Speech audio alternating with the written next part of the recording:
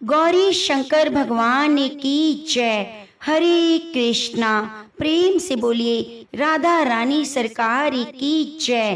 प्रिय भक्तजनों, आप सभी को सावन मास की पुत्रदा एकादशी की ढेर सारी शुभकामनाएं। लक्ष्मी नारायण भगवान भोलेनाथ की कृपा सदा आपके ऊपर बनी रहे। प्रिय भक्तजनों, यह एकादशी देव तुल्य संतान को देने वाली मानी जाती है। इस व्रत को करने से, कथा को सुनने से पुत्र की आयु में वृद्धि होती है और उसके सभी संकट दूर हो जाते हैं। आज मैं आपको सुनाने जा रही हूँ पुत्रदा एकादशी की बड़ी ही दुर्लभ कथा। आज के दिन एकादशी माता और पुत्रदा एकादशी की पवित्र कथा के साथ साथ भगवान शिव के मल्लिका अर्जुन ज्योतिर्लिंग की कथा को भी जरूर सुनना चाहिए। ऐसा सुनने से पुत्र पर आया संकट कट जाता है और सभी मनोकामनाएं पूरी होती हैं। निसंतान को संतान की प्राप्ति होती है। तो आप सभी भक्तजन इन कथाओं को बड़ी ही श्रद्धा और प्रसन्नचित मन से पूरा अवश्य सुनिएगा। एक बात का ध्यान रखिएगा, कथाओं को आधा अधूरा सुनने से पुण्य की प्राप्ति नहीं होती। कथा को पूरा सुनने से ही पुण्य की प्राप्ति होती है। और कथा को सुनते हुए वीडियो को लाइक कर दीजिए। कमेंट बॉक्स में अपने पुत्र की लंबी आयु के लिए हर हर महादेव, लक्ष्मी नारायण भगवान की जय जरूर लिखिए। तो प्रिय भक्तजनों, गौरी शंकर भगवान और लक्ष्मी नारायण भगवान के चरणों का ध्यान करते हुए पुत्र की लंबी आयु, उसके अच्छे स्वास्थ्य, उज्जवल भविष्य की कामना करते हुए सबसे पहले सुनते हैं मल्लिका अर्जुन ज्योतिर्लिंग की कथा। उसके बाद सुनेंगे संपूर्ण पौराणिक कथाएं। मल्लिका अर्जुन महादेव का पवित्र धाम आंध्र प्रदेश के श्री शैल पर्वत पर स्थित है। चारों ओर घने वन, ऊंचे पर्वत, पवित्र कृष्णा नदी और दिव्य आध्यात्मिक ऊर्जा से घिरा हुआ यह स्थान सदियों से भगवान शिव और माँ पार्वती की कृपा का केंद्र माना जाता है। मल्लिका अर्जुन मल्लिका माता पार्वती का नाम है और अर्जुन भगवान शिव का एक नाम है, इसलिए इस ज्योतिर्लिंग को मल्लिका अर्जुन कहा जाता है। यह एक ऐसा धाम है जहाँ माता और पिता दोनों से एक साथ अनुभव किया जा सकता है। तो आइए इस दिव्य कथा का श्रवण करते हैं। बहुत समय पहले कैलाश पर्वत पर भगवान शिव, माँ पार्वती, उनके दोनों पुत्र गणेश और कार्तिकेय जी आनंद से रहते थे।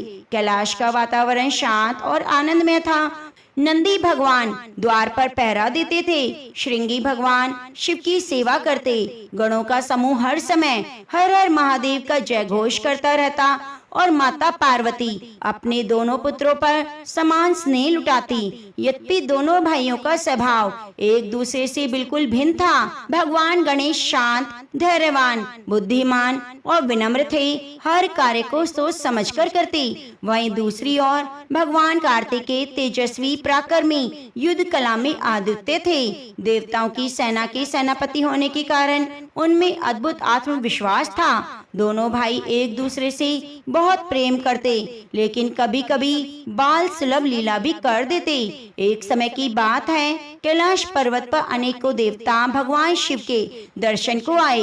उनके साथ ऋषि मुनि भी थे। उसी समय चर्चा चली, अब दोनों कुमारों के विवाह का समय आ गया है। यह सुनकर माता पार्वती बहुत प्रसन्न हुई। उन्होंने भगवान शिव की ओर देखा। महादेव भी मुस्कुराने लगे। तभी दोनों पुत्र एक साथ माता पिता के पास आए। भगवान कार्तिकेय ने कहा, माता जी, मेरा विवाह पहले होना चाहिए। इतना सुनते गणेश जी भी मुस्कुराकर बोले, नहीं माता जी, बड़े होने का निर्णय केवल बल से नहीं होता, मेरा विवाह पहले होना चाहिए। दोनों भाई बार बार कहने लगे, मेरा विवाह पहले होगा, नहीं मेरा विवाह पहले होगा। दोनों भाइयों की बातें, जहाँ पर इतने सभी देवता थे, मुस्कुराने लगे। अब प्रश्न यह आया, पहले विवाह किसका होगा? माता पार्वती जी ने भगवान शिव से कहा, स्वामी, यदि हम किसी एक का पक्ष लेंगे तो दूसरा दुखी हो जाएगा।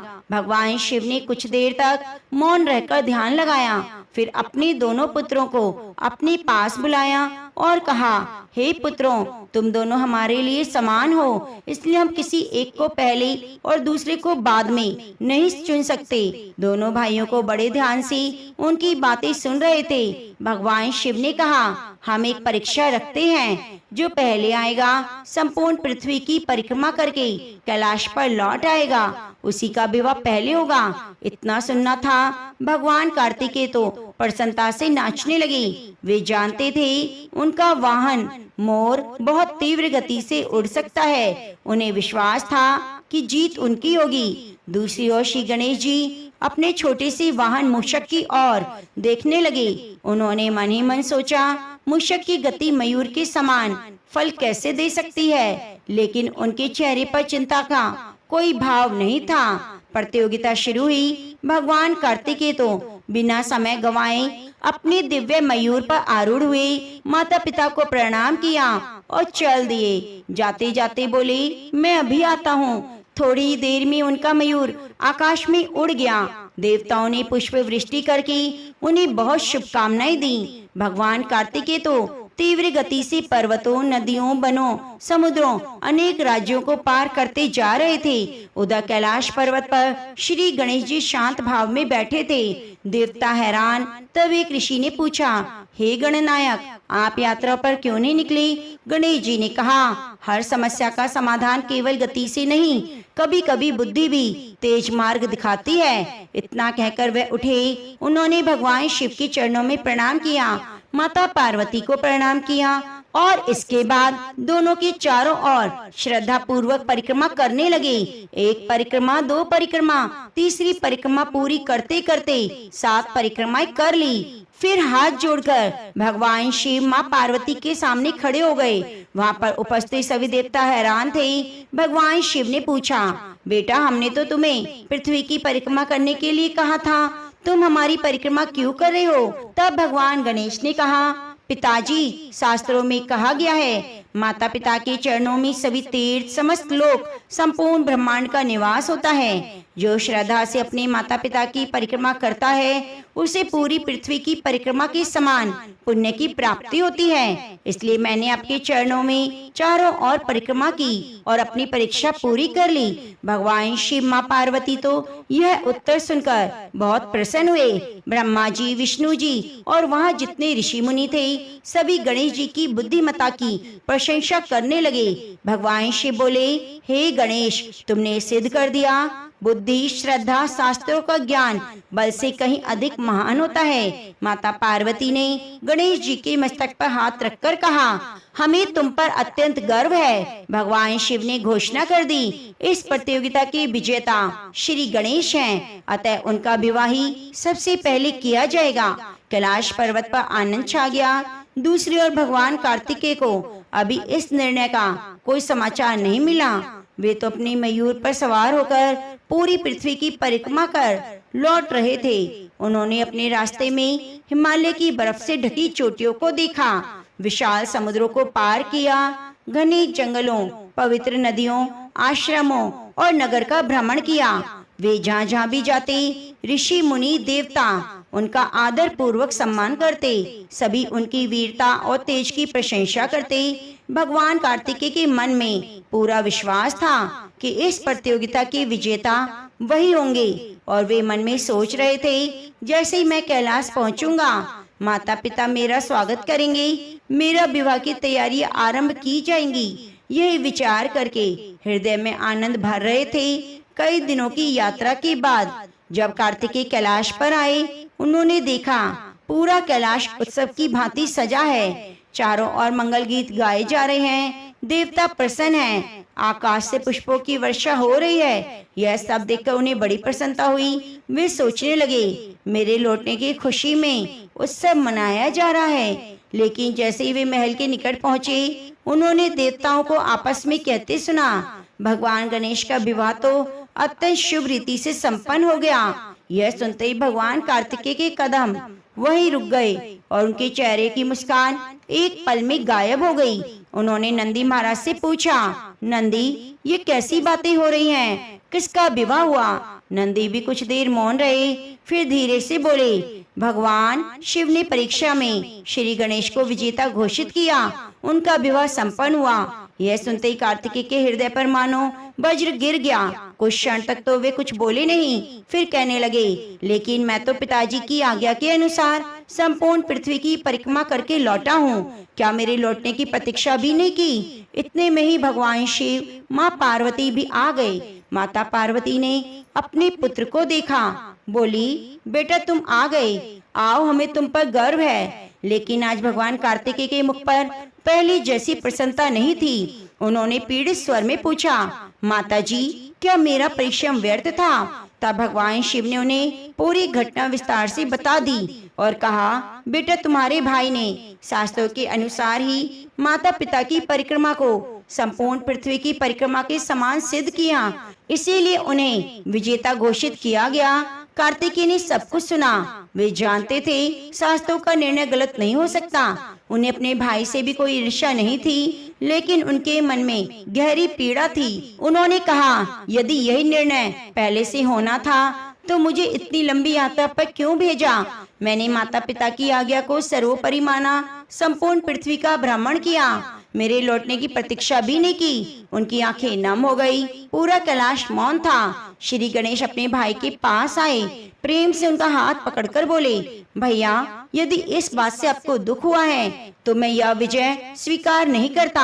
आप चाहे तो मेरा विवाह भी निरस्त कर सकते हैं। लेकिन कार्तिकेय ने कहा, नहीं गणेश, इसमें तुम्हारा दोष नहीं, तुमने तो शास्त्रों का पालन किया। दुख तो केवल इतना है, मेरे मन की भावनाओं को किसी ने नहीं समझा। यह कहकर भगवान कार्तिकेय कुछ देर वहीं खड़े रहे, फिर अपने मयूर पर बैठे और जाने लगे। माँ पार्वती ने पूछा, बेटा कहाँ जा रहे हो? स्वामी कार्तिकेय बोले, माताजी, अभी मेरा मन यहाँ नहीं लग रहा, मैं कुछ समय के लिए एकांत में रहना चाहता हूँ। भगवान शिव, माता पार्वती ने सभी देवताओं ने समझाने का प्रयास किया, लेकिन वे कहने लगे, जब तक मेरा मन शांत नहीं हो जाता कैलाश वापस नहीं आऊंगा। और इतना कहकर भगवान कार्तिकेय दक्षिण दिशा की ओर चले गए।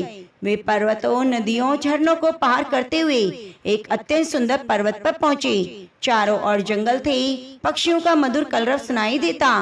पास में ही कृष्णा नदी प्रवाहित हो रही थी। वह स्थान अत्यंत शांत और तपस्या के लिए उपयुक्त लगा। इसी पर्वत को आगे चलकर क्रोंच पर्वत और श्री शैल पर्वत के नाम से जाना गया। भगवान कार्तिकेय ने वहीं पर रहने का निश्चय किया। उन्होंने एक गुफा के समीप एक आसन बनाया, गहन ध्यान में लीन हो गए।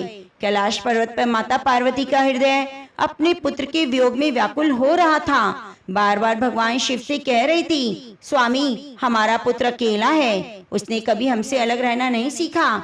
भगवान शिव भी बाहर से तो शांत थे, लेकिन हृदय में पुत्र वियोग की वेदना थी। उन्होंने अपनी दिव्य दृष्टि से देखा, कार्तिकेय क्रोंच पर्वत पर कठोर तप कर रहे हैं, अभी किसी से मिलना नहीं चाहते। लेकिन माता पार्वती ने कहा, स्वामी, कुछ भी हो जाए, हमें अपने पुत्र को वापस लाना है। भगवान शिव ने हाँ कही। देवी, समय आ गया, अब हम स्वयं अपने पुत्र के पास चलेंगे। भगवान शिव, माता पार्वती जाने के लिए तैयार हो गई।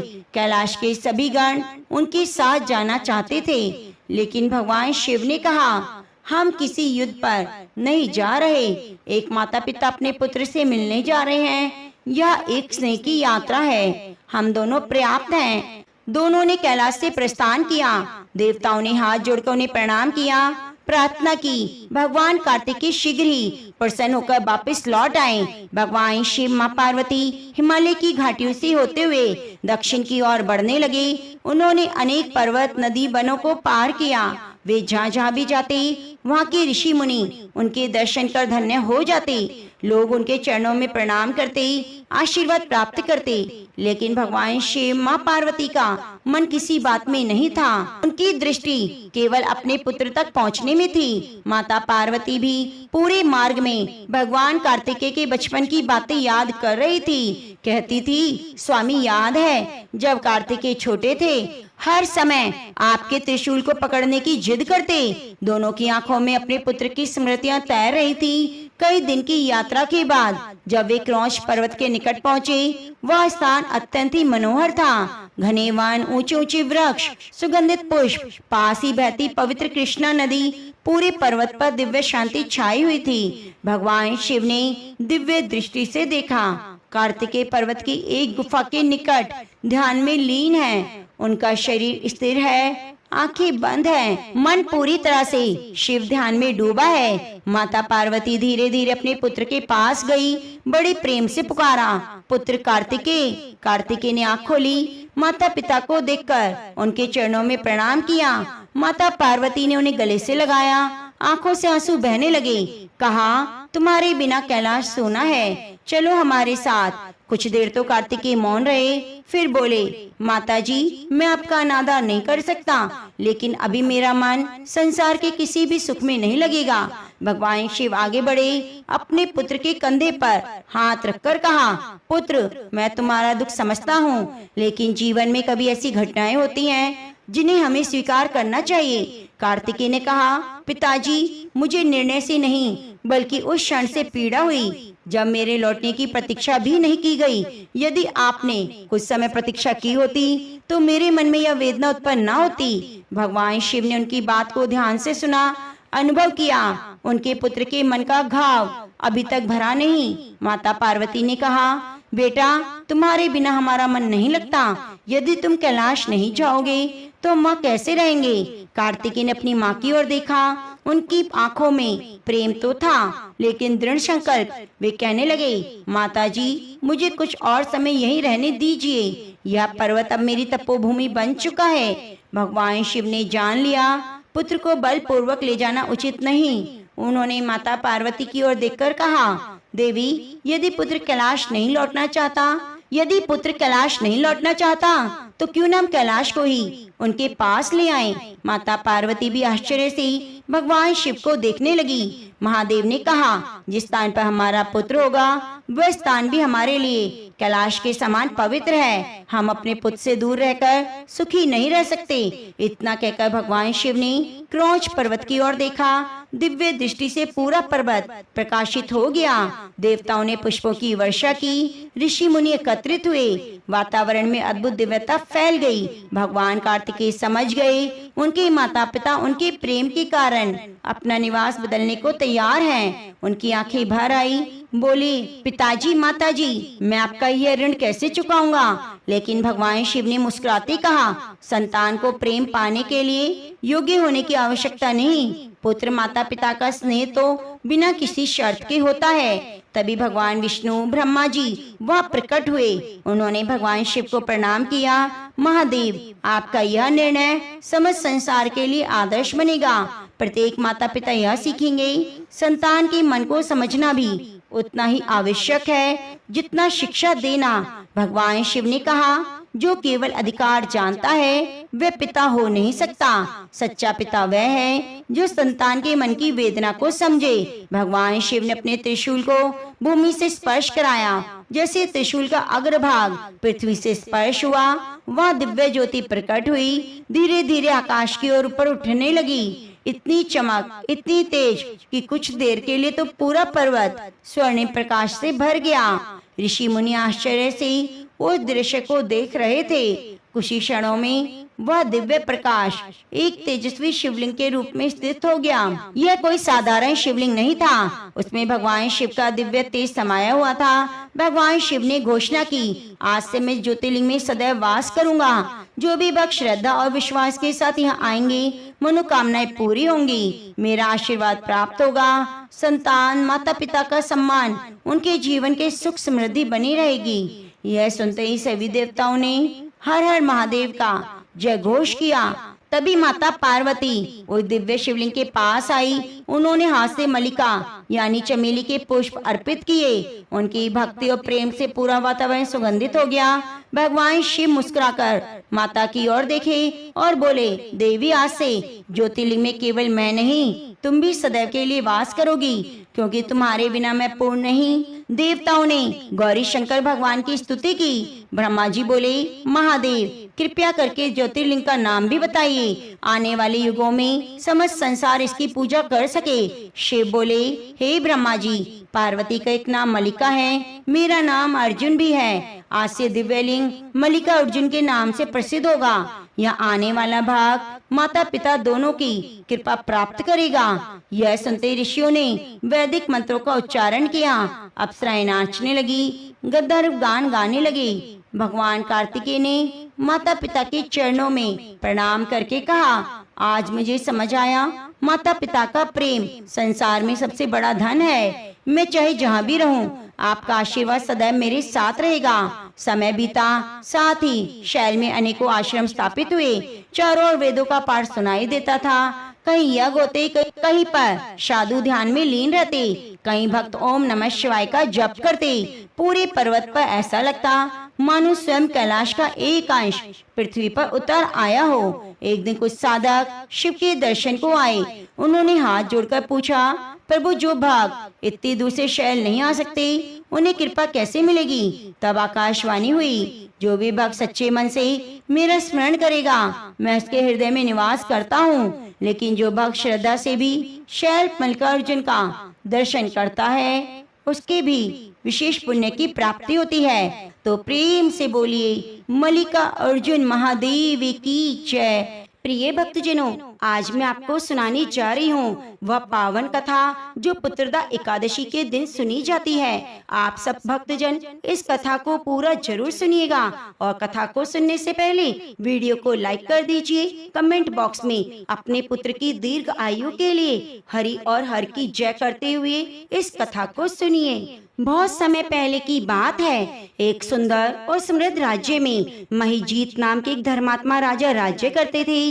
राजा अपनी प्रजा का बहुत ध्यान रखते। उनके राज्य में चारों ओर सुख शांति थी और प्रजा राजा से बहुत प्रसन्न थी। उन्हें अपने पिता के समान मानती। राजा महिजीत स्वयं भी दयालु, धार्मिक और भगवान की भक्त थे।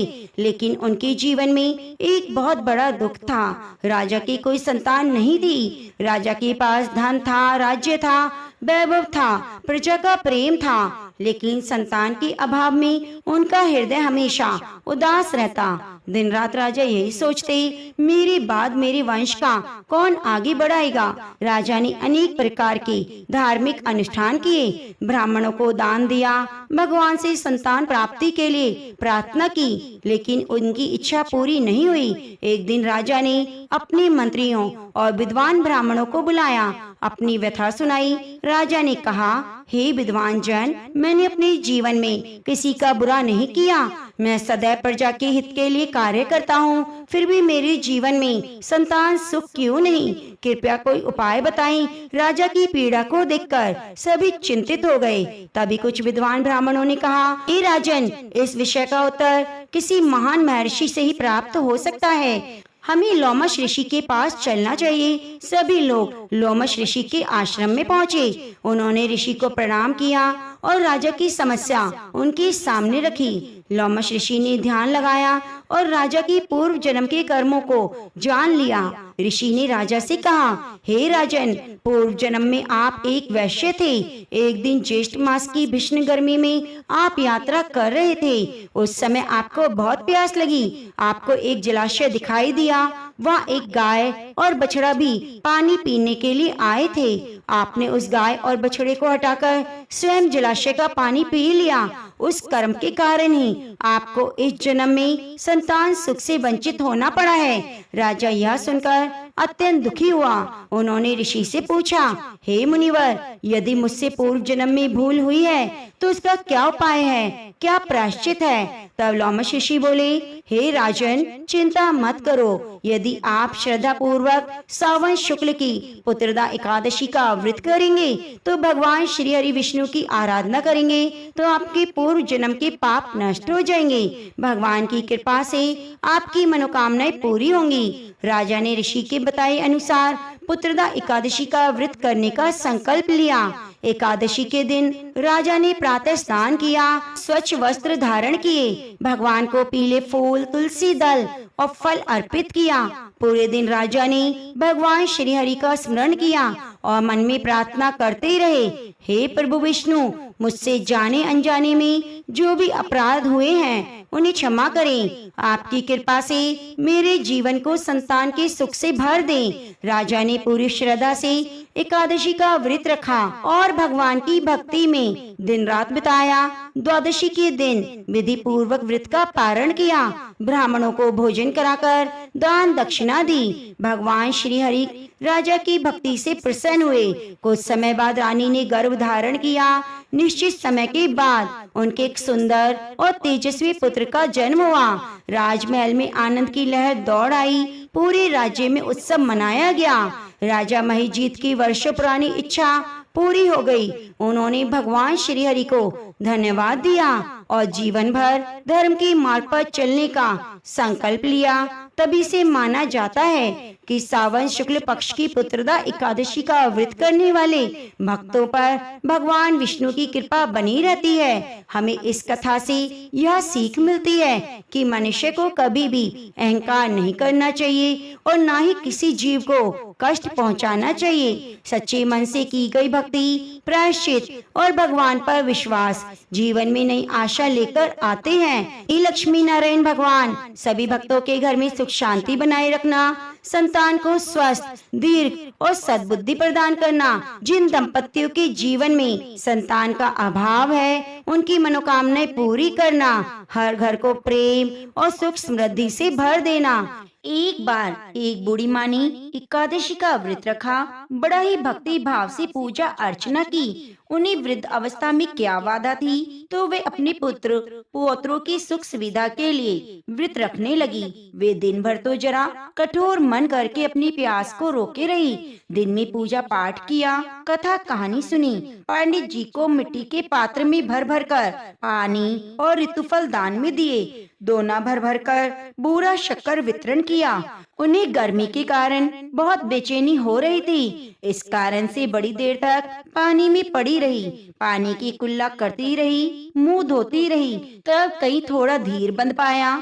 धूप तो तेज पड़ रही थी, इस कारण बार बार मुंह भी सूख रहा था। बूढ़ी माँ बहुत बेचैन हो रही थी। एक बुढ़ापा, दूसरा भयंकर गर्मी। वृद्ध अवस्था की स्थिति तो कुछ दूसरी होती है। जैसे जैसे रोध होकर दिन कट गया, अब पहाड़ सी काली रात सामने थी। उसका कटना बड़ा ही कठिन दिखाई दे रहा था। खटिया पर पड़े शांति नहीं मिल रही थी। बार बार करवट बदल रही थी। अनेक बार बाहर जाती, भीतर आती। उनके घर के अंदर शांति नहीं थी। वे पड़ी पड़ी एकादशी माता का स्मरण करती रही, कहती रही, हे माता, आप मेरी लाज रखिएगा।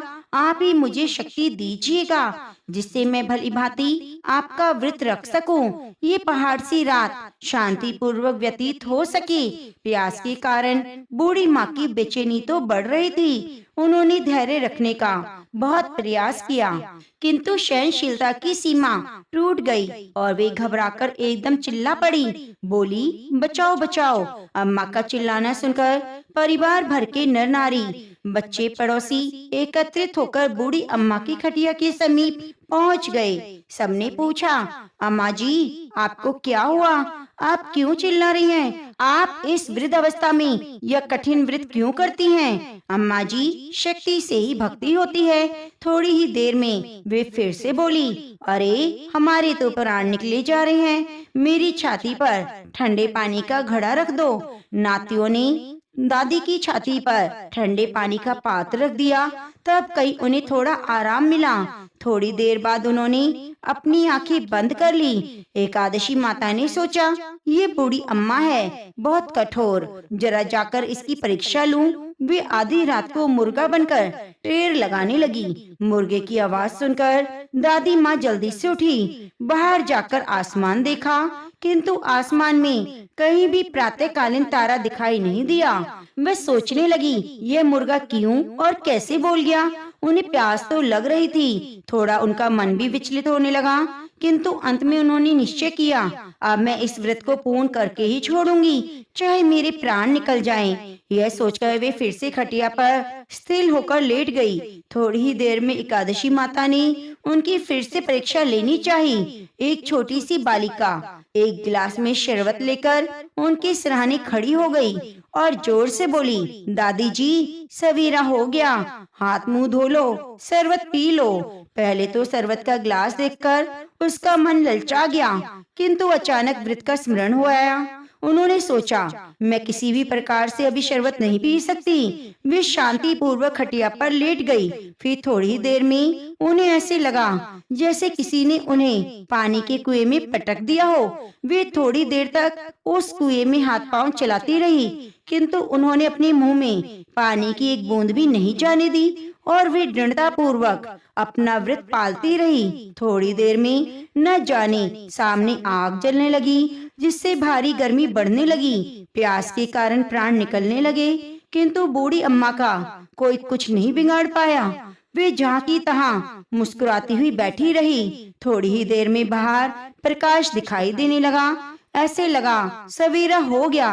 बूढ़ी अम्मा ने बाहर निकलकर देखा तो समझ गई अभी सवेरा होने में 3-4 घंटे की देरी है। यह जानकर वे शांति पूर्वक इधर उधर घूमने फिरने लगी। एकादशी माता ये बात अच्छी तरह समझ गई। ये बूढ़ी अम्मा किसी भी प्रकार से अपने व्रत से नहीं टल सकती। वे उनके सत्य व्रत को अच्छी तरह से समझ गई। सवेरा होते ही बूढ़ी माता ने स्नान किया, भगवान का पूजन पाठ किया, एकादशी माता की कथा सुनी, ब्राह्मणों को दक्षिणा देकर भोजन कराया।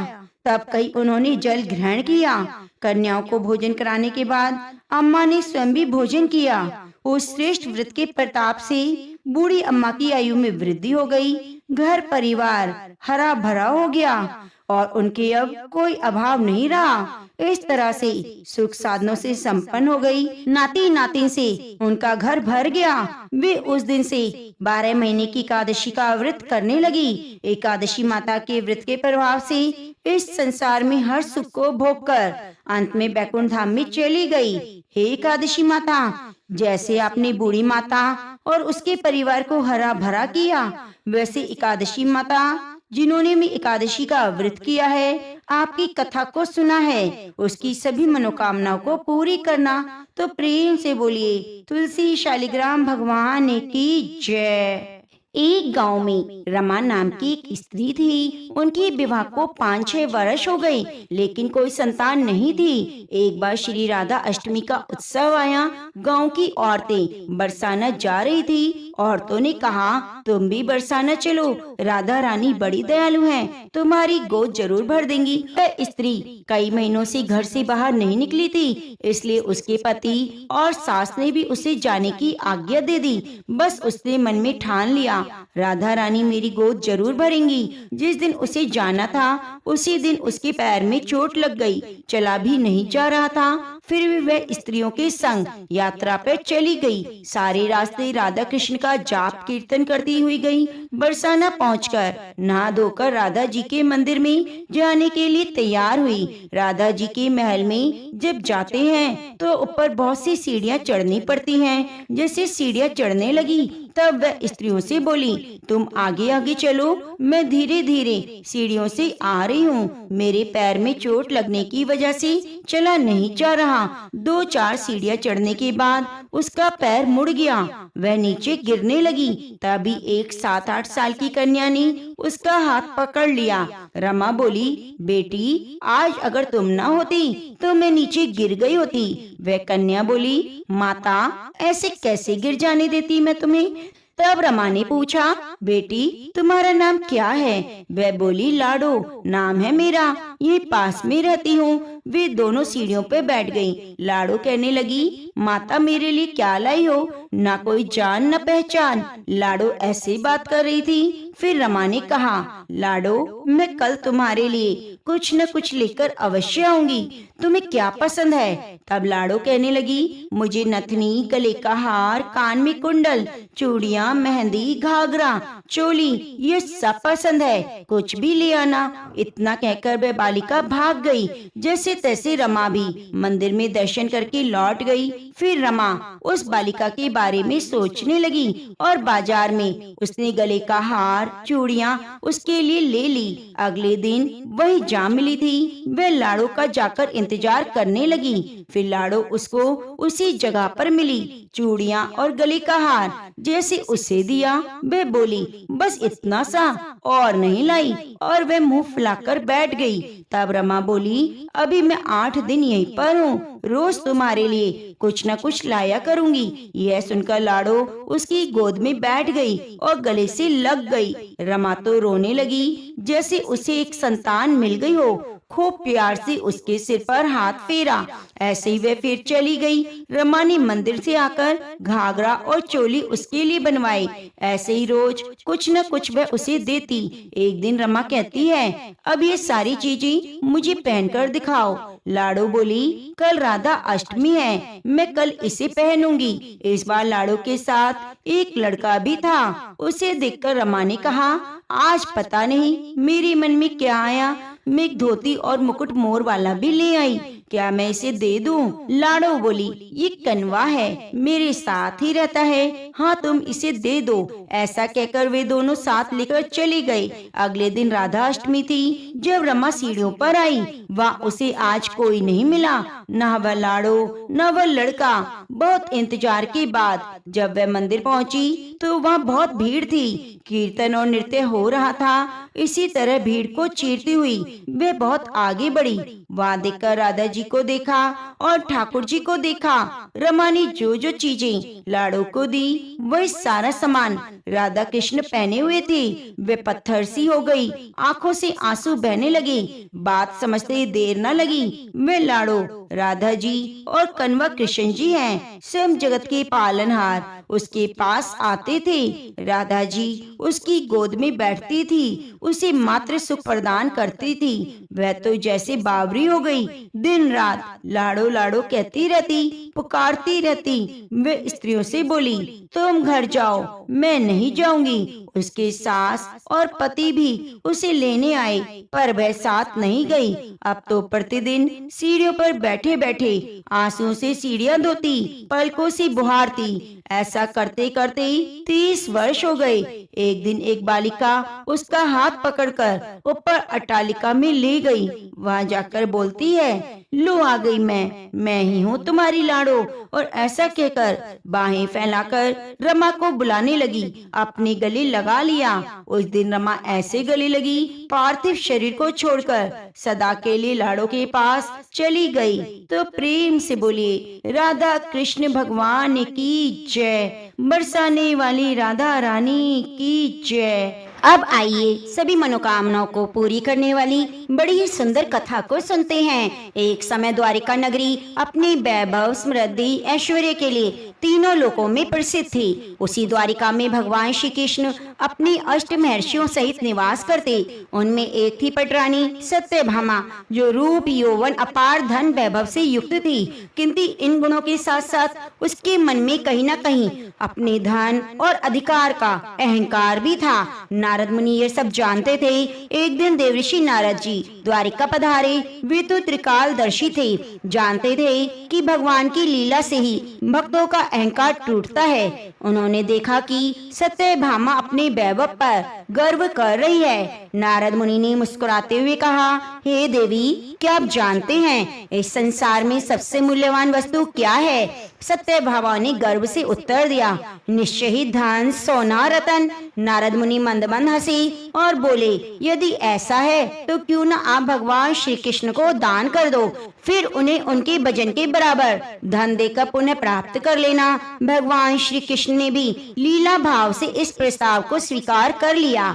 अब द्वारिका में भव्य तुलादान की तैयारी हुई। एक विशाल तराजू लगाया गया। एक पड़े में स्वयं भगवान श्री कृष्ण विराजमान हुए, दूसरे में सत्यभामा अपने खजाने खोल दिए। सोने के ढेर, हीरे मोती, मणियां, आभूषण सब कुछ पड़े में रख दिया। लेकिन आश्चर्य की बात, भगवान का पड़ला तो तनिक भी ना हिला। सत्यभामा का चेहरा पीला पड़ गया और धन सोना आया, अधिक रतन रखे गए, यहाँ तक कि पूरा खजाना खाली हो गया। परंतु श्री कृष्ण का पड़ला अब भी भारी था। अब देवी सत्यभामा की आंखों से आंसू बहने लगे। उनका गर्व चूर चूर हो गया। उन्होंने पहली बार अनुभव किया उनका सारा वैभव प्रभु के सामने तुच्छ है। उसी समय शांत और करुणामयी माता रुक्मणी जी आगे आई। उन्होंने सत्यभामा से प्रेम पूर्वक कहा, सत्यभामा, धन से नहीं भक्ति से प्रयास करो। रुक्मणी जी ने स्नान करके शुद्ध मन से भगवान श्री कृष्ण का स्मरण किया और तुलसी का पत्ता लेकर उसे श्रद्धा भाव से परले में रख दिया। भक्ति की विजय हुई। जैसे तुलसी पत्र परले में रखा गया, तराजू तुरंत बराबर हो गया।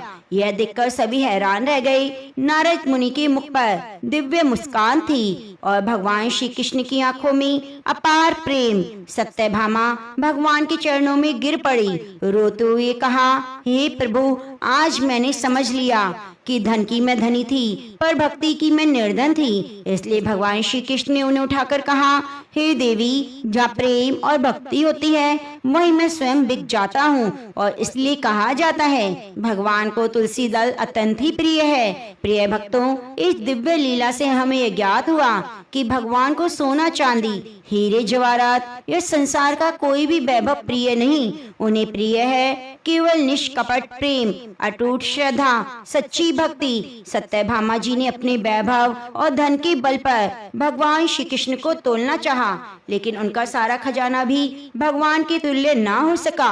वहीं जब रुक्मणी जी ने पूर्ण श्रद्धा और प्रेम से भगवान को समर्पित एक छोटा सा तुलसी दल रखा तो उसी क्षण तराजू बराबर हो गया। इससे पता चलता है कि जहाँ अहंकार होता है, इससे स्पष्ट होता है कि जहाँ अहंकार समाप्त होता है वहीं से भक्ति का आरंभ होता है। तुलसी दल छोटा अवश्य है, परंतु जब उसे प्रेम, समर्पण और विश्वास से जोड़ा जाए तो वह सबसे अमूल्य धन बन जाता है। तो प्रेम से बोलिए, तुलसी शालिग्राम भगवान की जय।